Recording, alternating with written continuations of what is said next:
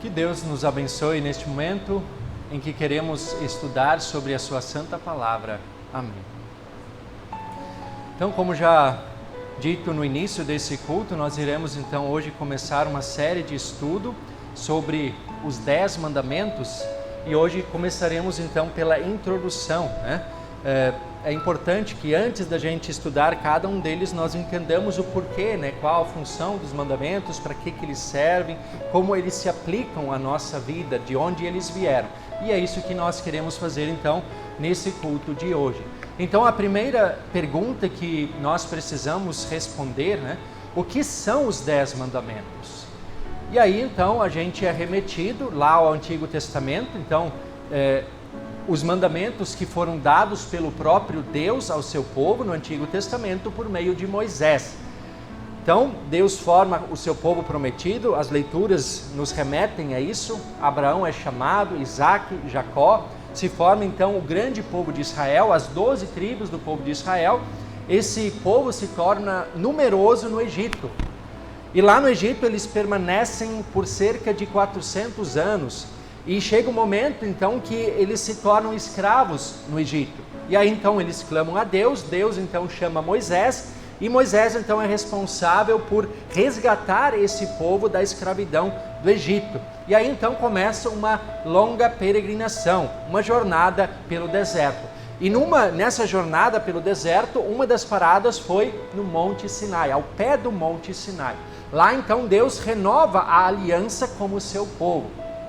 Deus então pede que Moisés suba ao alto do monte e lá então, numa conversa íntima com Deus, né, Deus então conversando com Moisés, ele então passa diversas orientações para Moisés, inclusive com relação ao culto do Antigo Testamento, a construção do tabernáculo, a Arca da Aliança, onde ficariam então depositadas também as tábuas dos mandamentos que Deus daria então a Moisés, e essa Arca da Aliança também simbolizava então a presença de Deus entre o povo.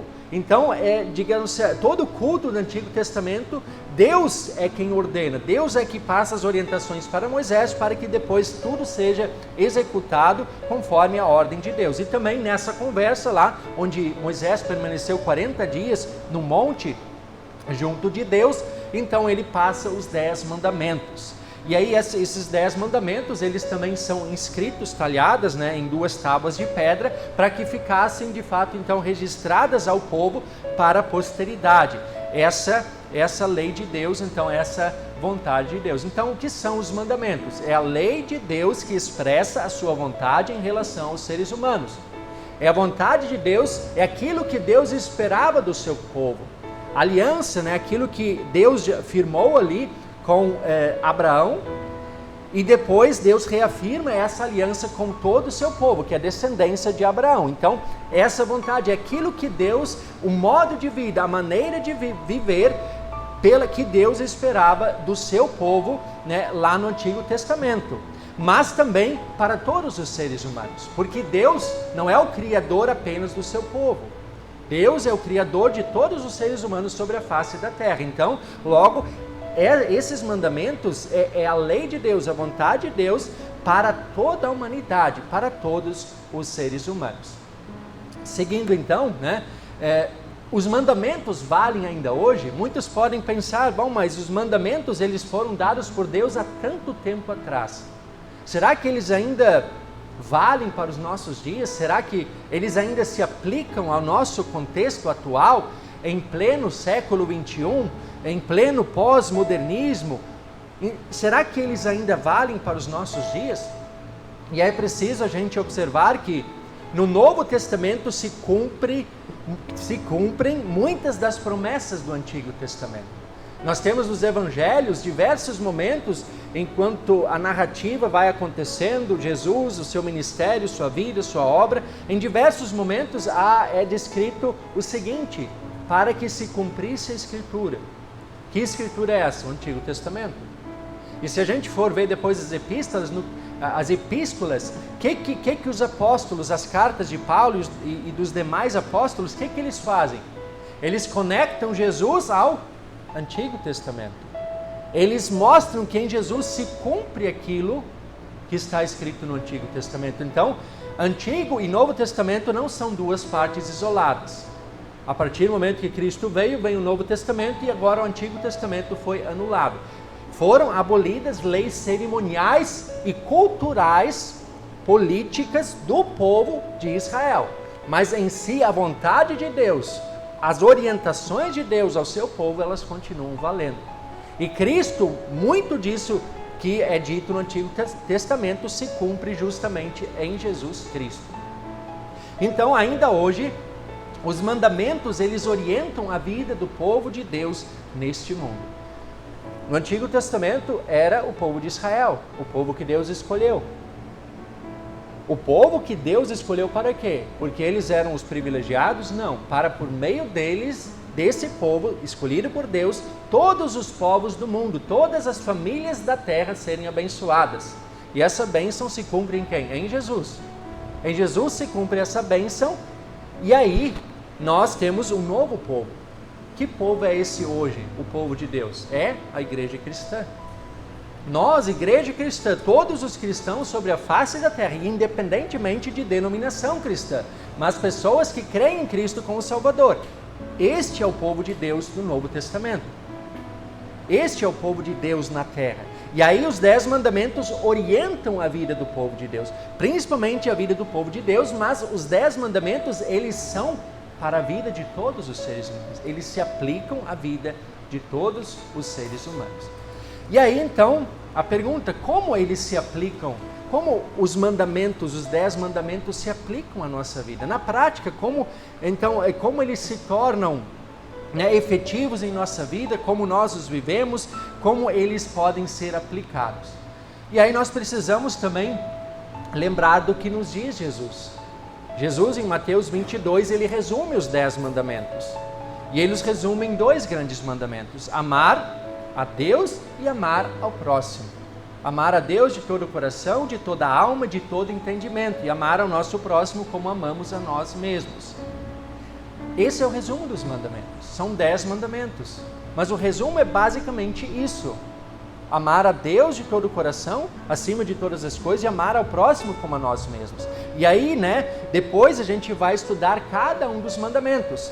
Mas nós já podemos antecipar uma divisão dos mandamentos. Primeiro, segundo e terceiro mandamento: não ter outros deuses, não tomar em vão o nome do Senhor seu Deus, santificar o dia do descanso. É relação com Deus, é a primeira tábua. Os 3 primeiros mandamentos nos ensinam como nós podemos amar a Deus de todo o coração, de toda a alma, de todo o nosso entendimento. E agora os demais, a partir do 4, honrar pai e mãe, honrar autoridades, não matar, não adulterar, não furtar, não dizer falso testemunho, não cobiçar, estes nos ensinam como nós podemos e devemos amar ao nosso próximo. Essa é a divisão dos mandamentos, os 2 grandes mandamentos: amar a Deus e amar ao nosso próximo. E Jesus também em Mateus, no capítulo 5, Sermão do Monte de Jesus, Mateus 5 a 7, capítulo 5 a 7, lá Jesus ele orienta o povo de Deus. Mateus é evangelho, mas muitas vezes a gente acha, tem pessoas que acham Antigo Testamento é lei, Novo Testamento é evangelho. Tem muita lei nos evangelhos, assim como tem muito evangelho no Antigo Testamento. Mateus 5, capítulo 5 a 7, o Sermão do Monte é basicamente lei. Jesus orienta a partir dos mandamentos como o povo de Deus deve viver, como Deus quer que os seus filhos vivam. E aí Jesus mesmo diz que ele não veio para acabar com a lei, mas para dar à lei o seu sentido completo. E aí até já antecipando um ponto, 5º mandamento, um spoiler, Jesus ele diz, matar, a gente pode pensar, nunca matei ninguém. Mas Jesus diz que matar alguém não é só tirar a vida, mas é sentir raiva, odiar. E quem nunca sentiu raiva? Então assim, Jesus mostra que o sentido completo do cumprimento da lei, ele é muito mais profundo. Não é uma coisa superficial apenas, é muito mais profundo. E mostra com isso que, na verdade, ninguém tem essa capacidade de viver exatamente, perfeitamente conforme a lei de Deus. Mas para que Jesus veio ao mundo? Jesus veio ao mundo com uma finalidade. E aí também o apóstolo Paulo, ele nos fala que o cumprimento da lei é o amor. Então, quer cumprir a lei? Ame. Amar a Deus, amar ao próximo. E aí João, na sua primeira epístola, ele nos lembra que nós amamos porque Deus nos amou primeiro. Como é que se manifesta esse amor de Deus? Em Cristo. Em Cristo o amor de Deus se torna concreto, se torna palpável. O amor de Deus habitou, ele se encarnou, ele esteve entre nós. Esse é o amor de Deus. E reconhecer esse amor, se apegar a esse amor, que passa pelo reconhecimento do pecado e crer naquilo que Cristo fez, é isso o que nos capacita também a amar, a cumprir a lei, que é o amor, amar a Deus e amar ao nosso próximo. E aí então, outra pergunta bem importante, é possível alcançar a salvação pela lei? Será que a lei, mediante o cumprimento da lei, mediante o cumprimento dos 10 mandamentos, agora eu vou cumprir o primeiro, o segundo, até o 10º mandamento, e se eu cumprir todos eles, será que com isso eu posso alcançar a minha salvação? O que vocês acham? Alguém consegue alcançar a própria salvação mediante o cumprimento dos 10 mandamentos? Se nós fôssemos capazes de cumprir os mandamentos, certamente a lei nos salvaria. Certamente. Mas aí a pergunta é, quem? Quem consegue cumprir os 10 mandamentos? Arrisca, em seu sentido mais pleno e profundo. Nenhum ser humano. Ninguém consegue. Nós somos incapazes. Por quê? Porque por um só homem entrou o pecado no mundo. E por isso todos os seres humanos se tornaram pecadores e incapazes de viver conforme a vontade de Deus. É o pecado cometido lá no Éden que fez com que todos nós nos tornássemos pecadores e agora somos incapazes de fato viver conforme a vontade de Deus. Adão e Eva tinham a capacidade de cumprir perfeitamente a lei de Deus, até antes da queda em pecado. Após a queda, até eles perderam essa capacidade. Então eles perderam essa capacidade, e assim como todos os seres humanos que nasceram depois, então, de Adão e Eva. Então, a lei não pode nos salvar. Nenhum ser humano pode alcançar a própria salvação mediante o cumprimento da lei. E aí nós temos um grande problema, o rigor da lei. Uma coisa que nos inquieta, nos deixa desconfortáveis, A lei de Deus é rigorosa. E para um relacionamento com Deus são necessárias perfeição e santidade. Mateus 5, Jesus diz que Deus quer que nós sejamos perfeitos como Deus é perfeito. Pedro, na sua primeira epístola, ele fala, sereis santos assim como o Senhor, vosso Deus é santo. Isso remete a um texto do Antigo Testamento. Então, quem de nós é perfeito e santo? Nenhum de nós. O ser humano não é santo e nem perfeito. Ele é o oposto disso. Ele é pecador. E aí nós temos a consequência. O salário do pecado é a morte. Essa é a consequência. O salário do pecado é a morte. O santo e justo Deus não tolera o pecado. O pecado precisa e deve ser punido. E a punição é a morte. Ou seja, o que a lei faz com a gente? A lei nos acusa. Ela acusa o nosso pecado. A lei, ela condena o ser humano. Ela nos condena. Nos condena à morte. E aí não é morte física, mas quando a Bíblia fala nesse contexto de morte, é morte eterna. É condenação eterna. É afastamento de Deus. É isso que a lei faz. É isso que a lei faz conosco. Este é o rigor da lei. O ser humano é pecador. E o pecado precisa ser punido. Se nós ficássemos aqui, nós certamente concluiríamos que Deus é perverso, Deus é cruel, Deus é rigoroso demais. E aí nós perguntamos, se a lei nos condena, como seremos então salvos? Será que existe esperança?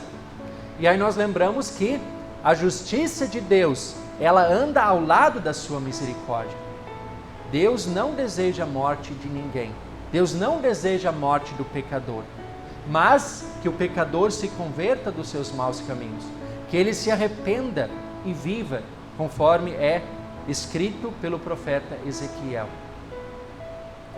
Deus é justo, o pecado precisa ser punido, mas ao mesmo tempo Ele é misericordioso. Deus não quer a morte dos pecadores, Deus quer a salvação deles. E aí nós temos a ação de Deus.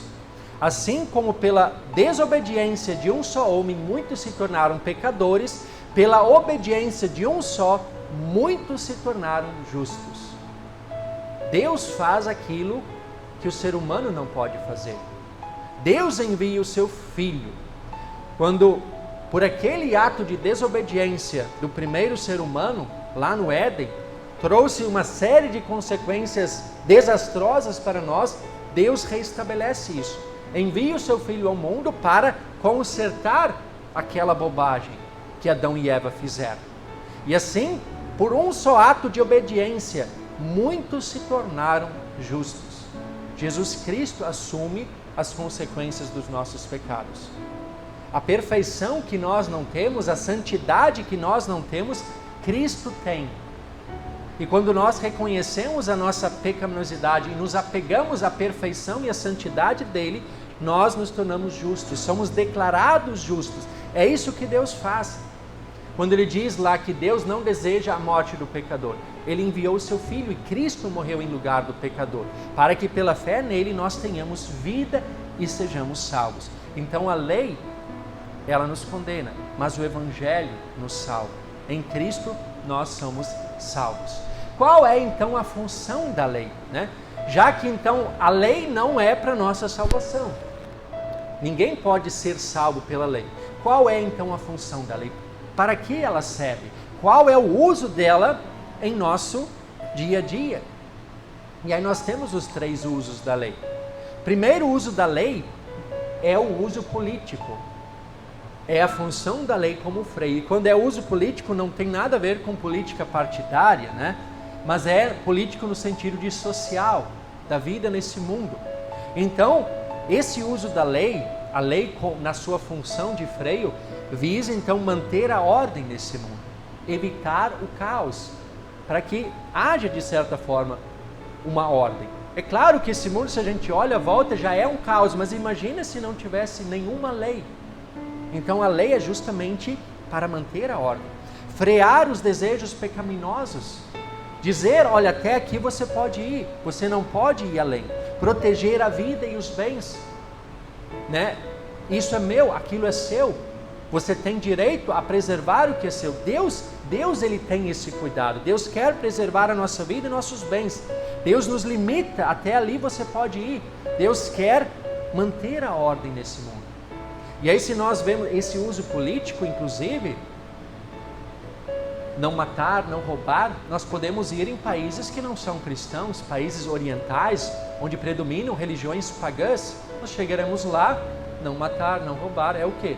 Baseado na lei de Deus, baseado nos 10 mandamentos. Então, toda a lei, as leis morais e éticas do mundo, elas são baseadas em última análise nos 10 mandamentos, na lei de Deus. Mesmo países pagãos, países que não creem no Deus verdadeiro. Isso mostra o quê? Adão e Eva eles tinham a santidade e a perfeição, eles cumpriam a vontade de Deus. Mas a partir da queda, essa lei foi obscurecida. Ela não foi totalmente apagada, mas ela foi obscurecida. O ser humano tem uma vaga noção do que é certo e do que é errado, mas aquele pleno entendimento e principalmente o cumprimento dessa vontade de Deus, isso o ser humano não atinge. E aí nesse uso político, o uso da lei como freio, eu sempre falo com os confirmandos, né? Quando a gente tem um muro, uma cerca, e aí tem uma placa, cuidado com o cachorro. Se a gente pular aquele muro, a gente provavelmente vai sofrer consequências, e podem ser consequências trágicas. A gente pode ser atacado. Por isso, o que a gente faz? A gente não vai, a gente vai se preservar. Tem um alerta lá, o muro está lá, tem uma placa, e de certa forma é isso que é o uso da lei como freio. É uma cerca protetora. Muitos veem só como algo negativo. Ah, mas Deus quer me limitar, Deus não deixa eu ser livre, Deus é controlador. Não, Deus quer me preservar de consequências ruins. Ele diz, até aqui você vai. Eu tenho a liberdade de ir além. Todo mundo tem a liberdade, mas se eu for além, vai ter consequências. E essas consequências podem ser bem desagradáveis. Então, o que Deus quer é apenas nos proteger e guardar. E aí nós temos o segundo uso da lei, que é o uso teológico. E esse é o uso mais importante da lei. É a lei como um espelho. Um espelho, quando a gente vai, as mulheres fazerem a maquiagem, vão lá, precisam de um espelho. Ajeitar o cabelo, a barba, precisa de um espelho. O espelho vai nos mostrar, para ver se o nosso rosto, quem sabe, está sujo. Assim também a lei. A lei, ela revela os nossos pecados para que reconheçamos a necessidade do perdão de Cristo. Ela nos conduz até Cristo. A gente fez esse exercício há pouco aqui. Quando eu perguntei quem aqui consegue cumprir a lei? Ninguém. A gente não consegue, ninguém consegue. Esse é o exercício, é o uso teológico da lei, dos mandamentos. A gente olha e a gente chega à conclusão: estou perdido. Jamais vou conseguir me salvar porque não consigo cumprir a lei. Mas aí eu preciso olhar para o Evangelho. Aquilo, que Deus, Ele é misericordioso, envia o seu Filho. Ele não quer a morte do pecador, mas sim que ele se arrependa dos seus pecados e creia naquilo que Cristo fez. Então, esse é o uso teológico, onde então a lei revela os nossos pecados e nos conduz ao perdão de Cristo. E aí, então, o terceiro uso da lei, que é o uso didático, a função da lei como norma. Já que, então, eu tenho a salvação, Deus me salvou, não há nada mais que eu precise fazer para a minha salvação. Meu relacionamento com Deus foi reestabelecido. Eu já tenho a salvação, é uma realidade. O que então eu faço?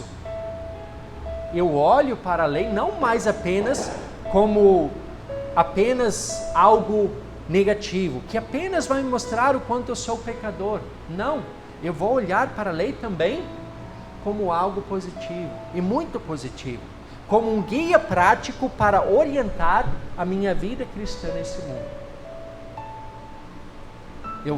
Eu vou olhar para os 3 primeiros mandamentos e vou olhar para esses 3 primeiros mandamentos e vou entender que ali Deus está me orientando como eu posso amá-lo acima de todas as coisas. Eu vou olhar para o 4º ao 10º mandamento e vou ver que ali Deus está me orientando de como eu posso amar o meu próximo como a mim mesmo.